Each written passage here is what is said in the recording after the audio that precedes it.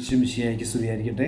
തെനാക്ക് ആണ്ടുവട്ടത്തിലെ 34-ാമത്തെ ആഴ്ചയിലെ ബുധനാഴ്ച, ലൂക്കായുടെ സുവിശേഷം 21-ാം അധ്യായം 12 മുതൽ 19 വരെയുള്ള വാക്യങ്ങൾ.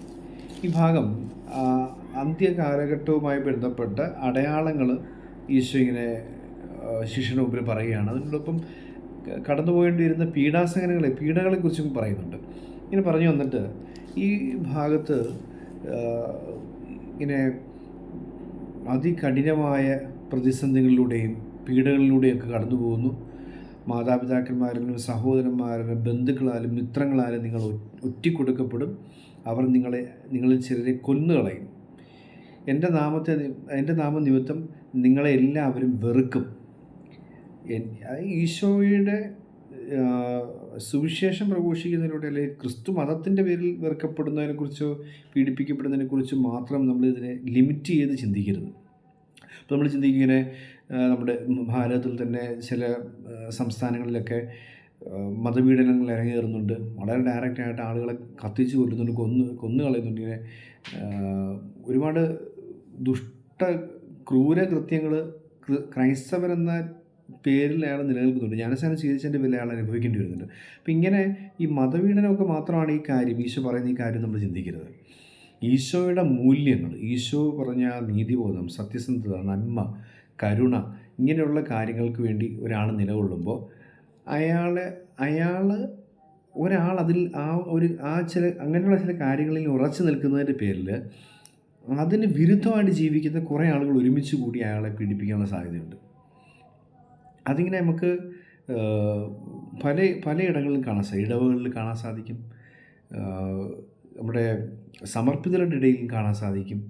ഒരാളിങ്ങനെ ഒരു നിലപാടോടുകൂടി, ഒരു ഉറച്ച നിലപാടോടുകൂടി കർത്താവിൻ്റെ ചൈതന്യം, അല്ലെങ്കിൽ കർത്താവ് ഇങ്ങനെയൊക്കെയാണ് ചിന്തിക്കുന്നത്, കർത്താവ് പഠിപ്പിച്ചിട്ടുള്ള നീതി ഇതാണ്, ദരിദ്രനോട് കാണിക്കേണ്ട നീതി ഇതാണ്, കരുണ ഇതാണെന്നൊക്കെ ഒരാളൊരു നിലപാട് പുലർത്തുമ്പോൾ അതല്ല സ്വാർത്ഥ താല്പര്യങ്ങൾക്ക് വേണ്ടി അഴിമതിയിലൊക്കെ ജീവിക്കുന്ന ആളുകൾ ഇതിനെതിരെ നിൽക്കുന്നതായിട്ട് നമുക്ക് കാണാൻ സാധിക്കും. ഇങ്ങനെ അവർ ഒറ്റപ്പെടുത്തും. ഇപ്പോൾ ഇവിടെ നമ്മൾ വായിക്കുന്നത് ഇങ്ങനെയാണ്: മാതാപിതാക്കന്മാരും സഹോദരങ്ങളും ബന്ധുമിത്രാളും, അതായത് ഏറ്റവും അടുപ്പമുള്ള ആൾക്കാർ പോലും നീ ക്രിസ്തുവിന് വേണ്ടി ജീവിക്കുക, ക്രിസ്തുവിൻ്റെ നിലപാടുകളിൽ മുറുകെ പിടിക്കുന്നതിൻ്റെ പേരിൽ വെറുക്കപ്പെടാൻ പോവുക, ദ്വേഷിക്കുമെന്നൊക്കെയാണ് പഴയ ബൈബിളിൽ പറയുന്നത്. പക്ഷേ പുതിയ ബൈബിളിൽ വളരെ ഡയറക്റ്റായിട്ട് വെറുക്കും, അവർ പോലും നിങ്ങളെ വെറുക്കും എന്ന് എഴുതിയിരിക്കുക. എങ്കിലും വെറുക്കും, കൊല്ലും എന്ന് എഴുതിയിട്ടുണ്ട്. എങ്കിലും ഈ കൊല്ലുമെന്ന് പറയുന്ന ഭാഗത്തിന് ശേഷമാണ് പറയുന്നത്, നിങ്ങളുടെ ഒരു തലമുടി ഇഴ പോലും നശിച്ചു പോവുകയില്ല. നിങ്ങൾ ദൈവത്തിന് വളരെ പ്രാധാന്യം അർഹിക്കുന്നവരാണ്. ദൈവം നിങ്ങളെ അത്ര കണ്ട് കെയർ ചെയ്യുന്നുണ്ട്, ശ്രദ്ധിക്കുന്നുണ്ട്, പരിഗണിക്കുന്നുണ്ട്, സംരക്ഷിക്കുന്നുണ്ട് എന്ന് സൂചിപ്പിക്കുന്ന വചനഭാഗം ലൂക്കായുടെ സുവിശേഷം നമ്മൾ 12-ാം അധ്യായം 7-ാം വാക്യമായിട്ട് വായിക്കുന്നുണ്ട്. അത് മത്തായി 10:30 വായിക്കുന്നുണ്ട്. 10:30 വാക്യത്തിൽ വായിക്കുന്നുണ്ട്, നിങ്ങളുടെ ഓരോ തലമുടി ഇഴ പോലും എണ്ണപ്പെട്ടിരിക്കുന്നു. ഇവിടെ പറഞ്ഞിങ്ങനെയാണ്: എങ്കിലും നിങ്ങളുടെ ഒരു തലനാരിഴ പോലും നശിച്ചു പോവുകയില്ല. അപ്പോൾ എന്നിട്ട് എന്താണ് ഈ തലമുടിയുമായിട്ട് ബന്ധപ്പെട്ട് നമ്മൾ ബൈബിളിൽ ഒരുപാട് സ്ഥലങ്ങളിൽ നമുക്ക് പലതും വായിച്ചെടുക്കാൻ സാധിക്കുന്നുണ്ട്. അതിൽ പഴയ നിയമത്തിലും പുതിയ നിയമത്തിലും നമുക്ക് പെട്ടെന്ന് മനസ്സിലേക്ക് വരുന്ന രണ്ട് കാര്യങ്ങൾ. പഴയ നിയമത്തിൽ സാംസൻ്റെ തലമുടിയാണ്. സാംസൺ എന്ന് പറയപ്പെടുന്ന ന്യായാധിപന്മാരുടെ പുസ്തകം 16-ാം അധ്യായത്തിൽ വായിക്കുന്നത്. ന്യായാധിപൻ, അയാളുടെ വ്രതങ്ങളുടെ പ്രതീകമാണ് തലമുടിയിലല്ല യഥാർത്ഥത്തിൽ ശക്തിയിരിക്കുന്നത്. പക്ഷേ അയാൾ പുലർത്തുന്ന നാസീർ വ്രതം പുലർത്തുന്ന, അല്ലെങ്കിൽ അതിലൂടെ ദൈവത്തോട് ഉടമ്പടി ചെയ്തിരിക്കുകയാണ് അയാളിങ്ങനെ കൃത്യമായും ദൈവസന്നിധിയിൽ അയാളുടെ ഒരു ഉറച്ച നിലപാടെടുത്ത് മുമ്പോട്ട് പോയിക്കൊണ്ടിരിക്കുന്നു. അങ്ങനെ മുമ്പോട്ട് പോകുന്നതിൻ്റെ പേരിൽ അയാൾക്ക് കിട്ടുന്ന അപാരമായ കായിക ബലം, ശക്തി, അത് ബൈബിൾ സൂചിപ്പിക്കുന്നുണ്ട്. ഈ വ്രതം തെറ്റിക്കുന്നു, അയാളുടെ ഉറച്ച നിലപാടിൽ നിന്നും അയാൾ തകർന്നു വീഴുന്നു. അപ്പോൾ അയാൾ ശത്രുക്കളുടെ കയ്യിൽ അകപ്പെടേണ്ടി വരുന്നു. അയാളുടെ ശക്തി ചോർന്നു. അയാൾ തന്നെയാണ് ശക്തി ചോർത്തിക്കളയുന്നത്. ദൈവം എടുത്തു മാറ്റി എന്നുള്ളതല്ല, അയാളത് വിട്ടുകളഞ്ഞു എന്നുള്ളതാണ്. അവസാനം ന്യായാധിപന്മാരുടെ പുസ്തകം 16-ാം അധ്യായത്തിലെ 28-ാം വാക്യം എത്തുമ്പോഴത്തേക്ക് സാംസൻ്റെ മനോഹരമായ പ്രാർത്ഥന നമുക്ക് കാണാൻ സാധിക്കും. ബന്ധിതനായി അവഹേളിക്കപ്പെട്ടിങ്ങനെ ആളുകൾക്ക് കൂടി നിൽക്കുമ്പോഴത്തേക്ക് അയാളിങ്ങനെ കളിയാക്കിക്കൊണ്ടിരിക്കുക. രണ്ട് തൂണുകളിൽ കെട്ടിങ്ങനെ ഇട്ടിരിക്കുകയാണ്. അവിടെ കിടന്നുകൊണ്ട് സാംസൺ പ്രാർത്ഥിക്കുന്നുണ്ട്. ഇങ്ങനെ എൻ്റെ ശക്തി എനിക്ക് തിരികെ തരണമേ എന്നൊക്കെ പറഞ്ഞുകൊണ്ട് ദൈവത്തിനോടുള്ളൊരു സ്നേഹത്തിൻ്റെ ഉടമ്പടിയുടെ ഉറച്ച നിലപാടിലേക്ക് അയാൾ വീണ്ടും കടന്നു വരുമ്പോൾ അയാൾക്ക് ആ ശക്തി പൂർവാധികം തിരിച്ചു കിട്ടുകയും അയാൾ ആ തൂണുകൾ വലിച്ചിട്ട് അവിടെ കൂടിയിരുന്ന ജനത്തെ മുഴുവൻ കൊന്നുകളയുന്നു. അയാൾ മരിക്കുകയാണ്. പക്ഷേ ആ ഉറച്ച നിലപാടിൽ തെറ്റിപ്പോയ സാംസനെ നമുക്ക് കാണാൻ സാധിക്കുക. അത് വീണ്ടെടുക്കുന്നുണ്ട്. പ്രാർത്ഥന കൊണ്ട് അയാൾ വീണ്ടെടുക്കുന്നുണ്ട്. നമുക്ക് പുതിയ നിയമത്തിലേക്ക് വരാം. പുതിയ നിയമത്തിൽ നമ്മൾ തലമുടിയെക്കുറിച്ച് കാണുന്ന സംഭവം, ലാസറിൻ്റെ സഹോദരി മറിയം ഈശോ ഇങ്ങനെ ഒരു വിരുന്നിനിരിക്കുമ്പോൾ അവിടെ കടന്നു വരുന്നു. നമ്മൾ യോഹന്നാന്റെ സുവിശേഷം 14-ാം അധ്യായം 2-3 വാക്യങ്ങൾ. അവൾ വന്നു, വിലയേറിയ സുഗന്ധതൈലം കൊണ്ട് അവൻ്റെ പാദങ്ങൾ കഴുകിയ ശേഷം അവളുടെ തലമുടി ഇഴ കൊണ്ട് അത് തുടച്ചു. അപ്പോൾ നർദീൻ സുഗന്ധതൈലം എന്നാണ് പറയുന്നത്. അത് യഥാർത്ഥത്തിൽ നാട്ടിലെ ഏറ്റവും വില കൂടിയ സുഗന്ധതൈലം അവളിങ്ങനെ സൂക്ഷിച്ച് വെച്ചിരുന്നത് മറ്റുള്ളവരെ ആകർഷിക്കാനും അവരുടെ മുമ്പിൽ വലിയൊരു ശ്രദ്ധ സ്വീകരിക്കാനൊക്കെ വേണ്ടി അവൾ ഉപയോഗിച്ചിരുന്ന ഈ സുഗന്ധതൈലം അവൾ വേണ്ടെന്ന് വയ്ക്കുക. അതവൾ കർത്താവിൻ്റെ പാദാന്ത്യത്തിൽ സമർപ്പിച്ചിട്ട് തലമുടി കൊണ്ട് അത് തുടയ്ക്കുക. അവളുടെ ഉറച്ച നിലപാടാണ്.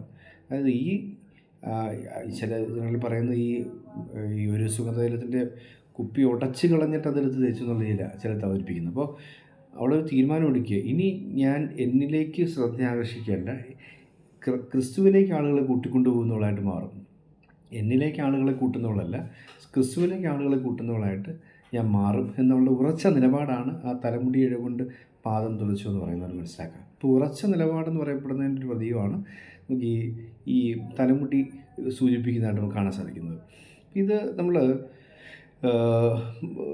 എങ്ങനെ തിരിച്ചറിയാമെന്ന് ചോദിച്ചു കഴിഞ്ഞാൽ, കർത്താവിൻ്റെ ശ്രദ്ധയുണ്ട്. നിൻ്റെ ഓരോ കുടിയിഴയും എണ്ണപ്പെട്ടിരിക്കുന്നതൊക്കെ ഈശോ പറയുന്നുണ്ട് മത്തായി 10:30.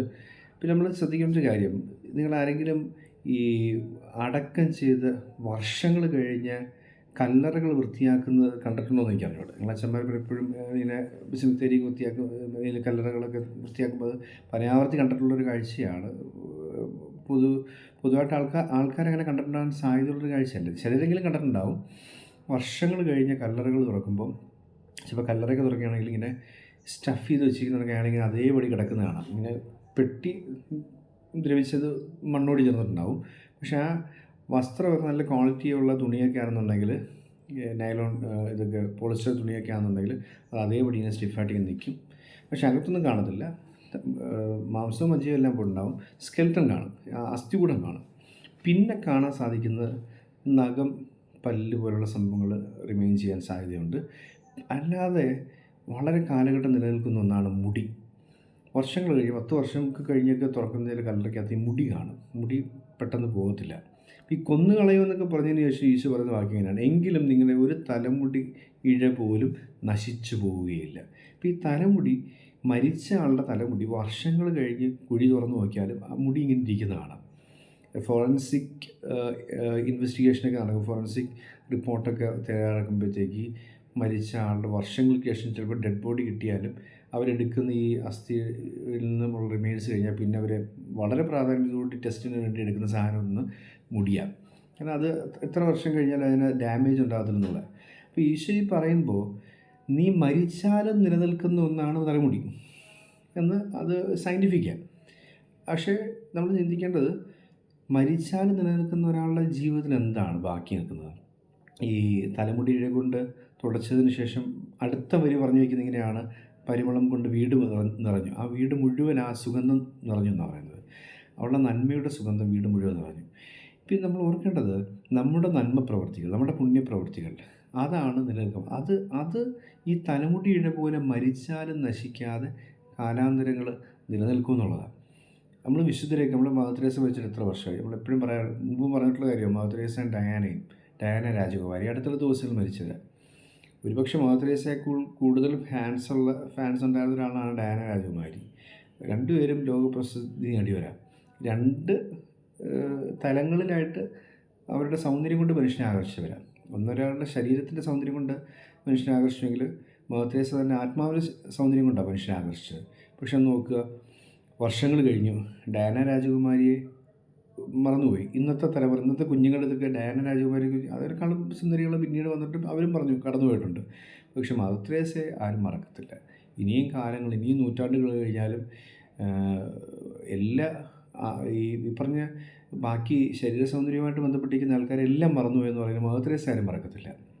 അപ്പോൾ അത് ആ തലമുടിയിഴ പോലെ നശിക്കാതെ നിലനിൽക്കുന്ന പുണ്യപ്രവർത്തികളുടെയും നന്മപ്രവർത്തികളുടെയും ഒക്കെ ചൈതന്യം അവിടെ നിലനിൽക്കുന്നുള്ള നിങ്ങളുടെ തലമുടി ഇഴ നശിച്ചു പോവുകയില്ല എന്ന് പറയുമ്പോൾ അതിനർത്ഥം നിങ്ങൾ ഈ ഭൂമിയിൽ ജീവിച്ചിരിക്കുന്ന കാലത്ത് ചെയ്യുന്ന നന്മപ്രവർത്തികളുടെ തലമുടി ഇഴകൾ, ആ സൗന്ദര്യമുള്ള പുണ്യപ്രവർത്തികൾ, നിൻ്റെ മുഖത്തെ സൗന്ദര്യപൂർണ്ണമാക്കുന്ന നന്മപ്രവർത്തികളാകുന്ന തലമുടിയിഴ നശിച്ചു പോകത്തില്ല എന്നൊരു ഉറപ്പ് വരികയാണ്. നമ്മൾ ഓർക്കേണ്ടത് ഈ പഴയ ബൈബിളിൽ പഴയ ട്രാൻസ്ലേഷൻ അനുസരിച്ച് അവസാനത്തെ വാക്യം ഇങ്ങനെ പറയുന്നത്, നിങ്ങളുടെ തലമുടി ഇഴ പോലും നശിച്ചു പോവുകയില്ല, പീഡനത്തിലും ഉറച്ചു നിൽക്കുന്നതിലൂടെ നിങ്ങളുടെ ജീവനെ നിങ്ങൾ നേടും. പീഡനത്തിലും ഉറച്ചു നിൽക്കുന്നതിലൂടെ നിങ്ങളുടെ ജീവനെ നിങ്ങൾ നേടും. ഇതാണ് പഴയ ട്രാൻസ്ലേഷൻ. പുതിയ ട്രാൻസ്ലേഷൻ കുറച്ചുകൂടി വ്യക്തമാണ്. അതിൽ പറയുന്നത് ഇങ്ങനെയാണ്, 19-ാമത്തെ വാക്യം, 21-ാം അധ്യായം 19-ാം വാക്യം, നിങ്ങളുടെ ഉറച്ച നിലപാടിലൂടെ നിങ്ങൾ ജീവൻ നേടും. അങ്ങനെ വാക്യം. പഴയ വാക്യം ഇങ്ങനെയാണ്, പീഡനങ്ങളിലും ഉറച്ചു നിൽക്കുന്നതിലൂടെ നിങ്ങളുടെ ജീവൻ നിങ്ങൾ നേടും. അതൊരു നമുക്ക് അങ്ങനെ വലിയ പദപീഡനമൊക്കെ ഉണ്ടാകുമ്പോൾ അല്ലെങ്കിൽ ഈ പ്രതിസന്ധികളൊക്കെ ഉണ്ടാകുമ്പോൾ നിങ്ങൾ ഉറച്ചു നിൽക്കുക, നിങ്ങൾ ജീവൻ നേടും, ഇങ്ങനെ പറയും. പക്ഷേ കുറച്ചും കൂടി മനോഹരമായി, കുറച്ചുകൂടി വ്യക്തമായൊരു വാക്യം നമ്മൾ വായിക്കുകയാണ്, നിങ്ങളുടെ ഉറച്ച നിലപാടിലൂടെ നിങ്ങൾ ജീവൻ നേടും. നിങ്ങളുടെ ഉറച്ച നിലപാടിലൂടെ നിങ്ങൾ ജീവൻ നേടും. അപ്പോൾ നിങ്ങളുടെ ഉറച്ച നിലപാടിൻ്റെ പേരിൽ നിങ്ങളൊരു നിത്യജീവനിലേക്ക് പ്രവേശിക്കാൻ പോയി.